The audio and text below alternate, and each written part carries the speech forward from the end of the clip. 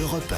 Le grand direct des médias, Jean-Marc Morandini. Et le fait média du jour, c'est donc le grand journal qui ne descendra pas à Cannes cette année, en tout cas pas dans sa forme habituelle. Jérôme Yanitchenko, bonjour. Bonjour, vous êtes notre expert média et ce dispositif plutôt surprenant qu'on va vous détailler maintenant, c'est le patron de Canal qui l'annonce ce matin dans Le Parisien. Oui, avec cette ambition, raconter Cannes autrement. Ces mots, ils sont de Maxime Saada, le directeur général de Canal+, qui s'exprime dans les colonnes du quotidien.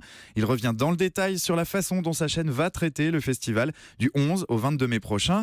Et pour lui, raconter Cannes autrement, c'est en dédoublant le grand journal. Historiquement, l'access de Canal+ se délocalise sur la Croisette pendant 15 jours pour suivre au plus près l'actualité cannoise. Il n'en sera rien cette année puisque Maïtena Birabin est purement et simplement privée de Festival de Cannes. Elle restera à Paris sur le plateau habituel de l'émission. Officiellement, la raison, elle est éditoriale pour le patron de la chaîne. Il s'agit de permettre au grand journal de continuer à traiter l'actualité nationale, la vocation première du talk-show. C'est plus facile de le faire depuis Paris, plus facile pour recevoir les grands témoins de l'actualité. En revanche, pas question de se priver complètement du festival avec lequel Canal+ vient de prolonger son partenariat pour une durée de 5 ans. La chaîne proposera donc des duplex réguliers avec des envoyés spéciaux. Maxime Saada promet des allers-retours constants entre le plateau parisien et un autre plateau installé à Cannes, beaucoup plus modeste que les années précédentes. Un plateau sur lequel on retrouvera des chroniqueurs, Laurent Veil, le monsieur cinéma de la chaîne, ou encore Augustin Trapenard ou Cyril Eldin. Ouais, ça s'appelle un duplex en fait. Ça s'appelle un duplex, effectivement.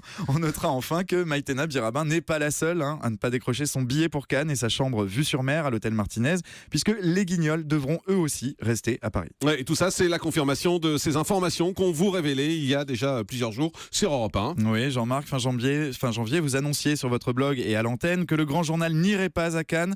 À l'époque, la chaîne cryptée avait démenti farouchement, mais ce matin, Canal+ rétropédale et confirme finalement ces informations. Le directeur général de la chaîne a beau répéter que l'histoire d'amour avec le Festival de Cannes n'est pas terminée, le dispositif qu'il présente ressemble tout de même un peu à un palliatif, voire un cache-misère. Il y a encore quelques années, Canal+ à Cannes, c'était un grand barnum. On se rappelle de l'âge d'or, de Nulle part ailleurs, de celui plus récent du grand journal. C'était une question d'image pour la chaîne cryptée qui entretient historiquement et économiquement surtout des liens très forts avec le cinéma. Mais la tradition se perd au fil du temps, la faute à des audiences qui sont au plus bas pour l'accès de Canal et qui enregistrent souvent de sévères contre-performances pendant le festival. La faute aussi peut-être à une réalité économique. Ces dernières années, pour couvrir le festival, Canal+ mobilisait 500 personnes pendant 15 jours pour un coût estimé à 5 millions d'euros. Ça fait quand même plus de 300 000 euros par jour. Même quand on s'appelle Canal, ça fait sans doute un peu beaucoup. Et dans cette interview au Parisien, Maxime Saada dévoile également le reste du dispositif de Canal pendant le festival. Oui, et il annonce l'arrivée d'une émission quotidienne d'1 heure en deuxième partie de soirée, donc exclusivement pour les abonnés,